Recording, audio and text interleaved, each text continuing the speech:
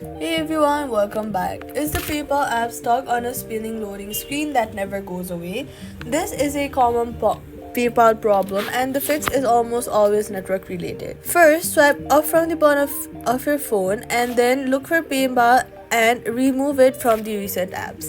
Then go to your iPhone settings, go to Wi-Fi and toggle it off. Then go to mobile data and turn the mobile data on. Apps like PayPal often get caught in broken Wi-Fi session, and switching to mobile data forces a fresh connection. If your PayPal loads on data, your Wi-Fi was causing it.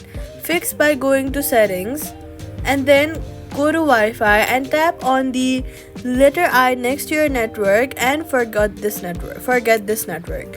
Then reconnect with your password. If it's still loading on mobile data too, go to your browser and then go ahead and search for Downdetector, and in the Downdetector search for PayPal, and if their servers are having issues right now, then it will show up and you'll need to wait a short while before trying again. So all you've got to do is force close the app, switch to mobile data, and if it's still stuck, check Downdetector. Loading screen is fixed. Subscribe for more PayPal fixes every